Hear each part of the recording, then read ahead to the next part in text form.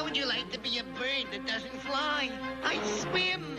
Or a cowboy who rides an ostrich. Or a little boat that can't stay afloat. We're all misfits.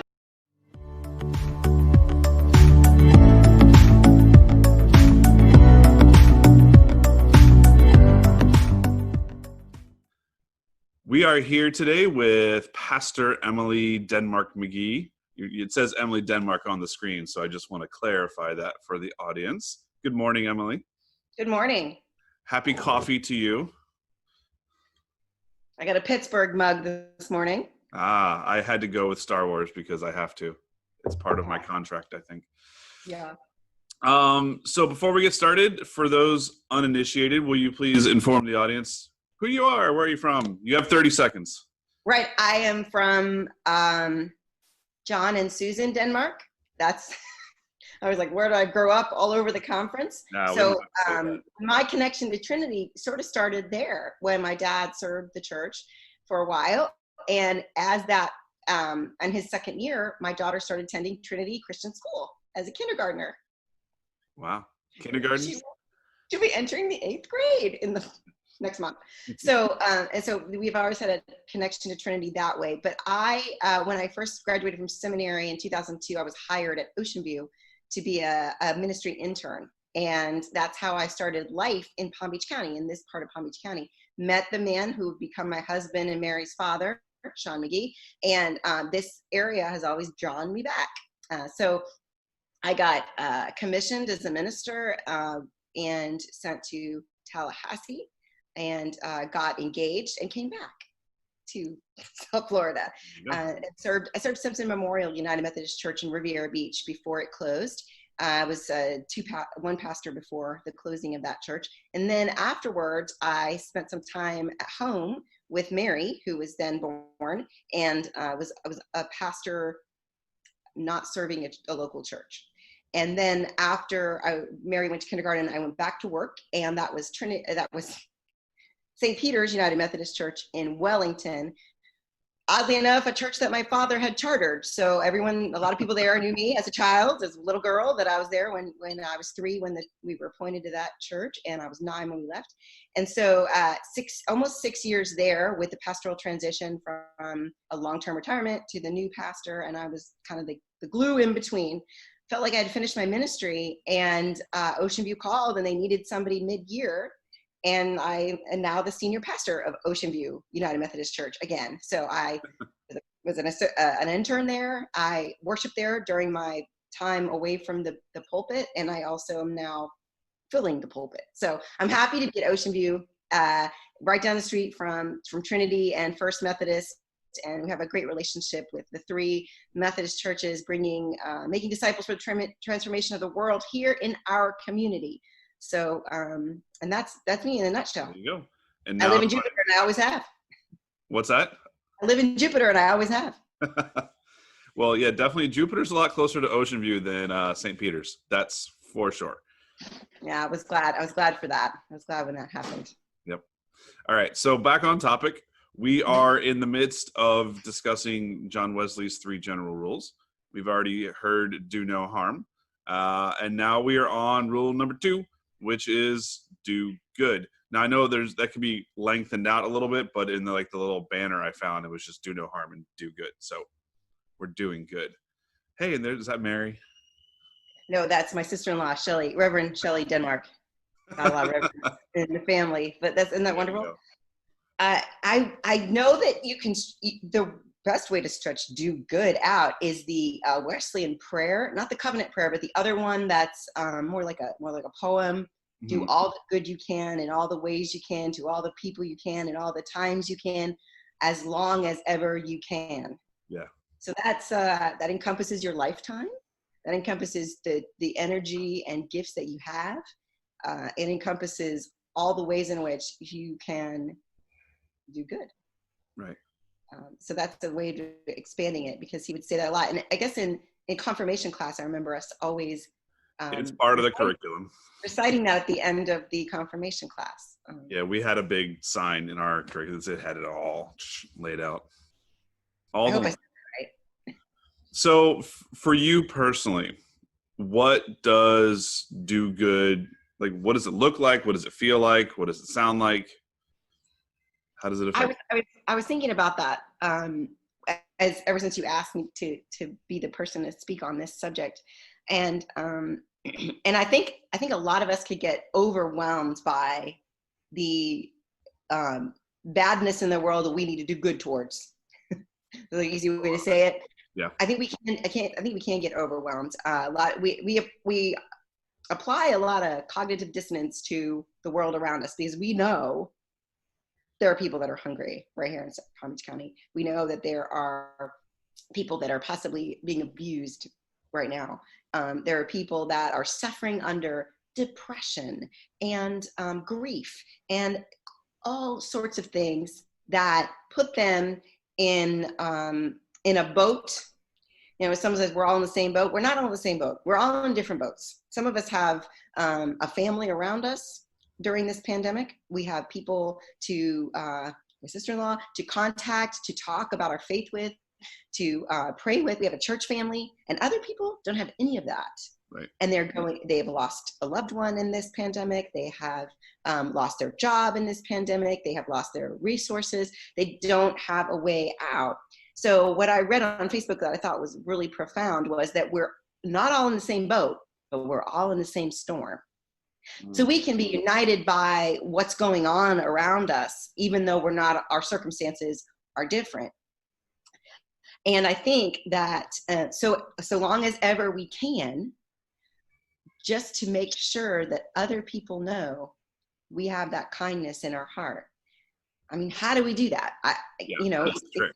We'll get the opportunities possibly, but it starts with this God and me relationship. I think John Wesley might call it personal holiness. So it starts with that I and thou relationship. And I remember Pastor told me once, you can't give away what you don't have. So you have to begin with letting God pour into your life in some way so that you have some light to share with others. And so you got to be a little selfish at the beginning of do all that you can. You have to work on yourself. What's going on with you?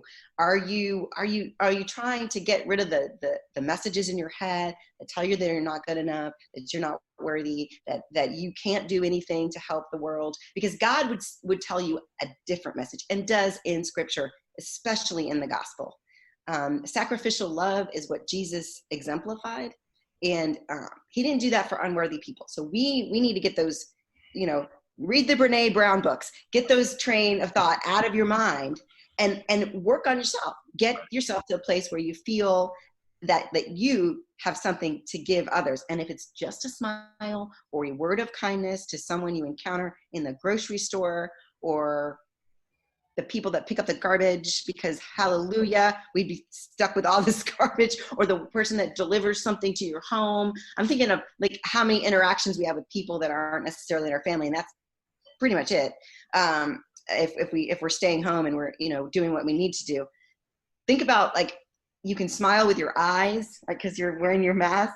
Oh yeah, and you that's hard. And say something kind whenever you have the opportunity to do it. Now, if you're a very shy person, that's gonna be a lot more difficult. But I think you'll get the opportunities to pick up something that's dropped, to hold the door open a little bit longer, and to wave from your car, no matter who the person is. But do it from a place of authenticity, that you're saying that's God's creature. That's a person who the grace of God is already working on. We believe in prevenient grace, right? They already have it in them. And so I need to be kind towards them. And it's like, it's similar to that random acts of kindness. You see the bumper sticker, practice random acts of kindness. Yep. And it's something where we can just let people know there is goodness in the world. There is hope. People care. Do all the good you can. Now, there's something that you said a minute ago that I feel like might be a little bit of a trap for some people, because you were talking about working on yourself, and I'm good. But at some point, I wonder if people get a little too deep in that hole of how long do I have to work on myself before I feel like I can go do.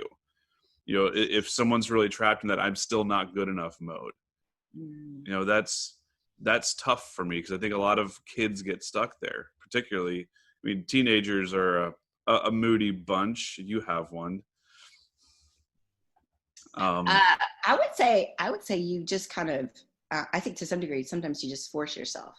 Yeah. You say, I know my husband and my father-in-law and my mother-in-law and I talk about this sometimes. It's time to go to someone's house for dinner, back in the day when we did that. Yeah. And he's like, I just don't want to go. I just really don't want to do this whole, like social thing and everything. And once he gets there, he totally enjoys himself. Mm-hmm. But it's just that person, again, most kids don't have a wife, but shove them in there and get them to that place. So wherever youth groups, and our church just did it 2 days ago. Wait, today's Friday, right? It was yesterday. Yep. We were at St. George packing sandwiches, our youth group was, and just a way to do good. But I also think it gets you out of your own self and makes you see, one, you get relationships with the people you're doing good with. You get relationships with the people you're doing good towards, and you can see God in both of those relationships. And I would just say, yeah, kind of push them. Okay.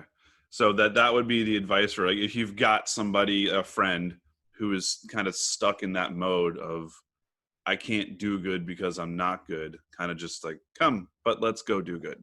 Come on. Let me just tell you, do it. Cool. Just do it. We'll go gleaning. It's hot, but people are hungry, and let's do this. Exactly. And I think that's one of the, I hate to say that's one of the reasons that you should serve. I mean, because altruistically, you should want to serve people because they deserve it, right? But I think one of the reasons that we found is that through serving together is how we grow and how we create a bond of friendship, of love, of kind of all that. So yeah, that's, everybody just wants to feel like they belong. Yeah. Not that they have to fit in, because that's different. That's adjusting yourself to the group. Belonging is being accepted for who you are, as you are. And I think that's the attraction of at least our youth group at Ocean View as well. That kids are just they're real different. They're from all different kind of walks of life. A little bit of a motley crew over there. Are you familiar?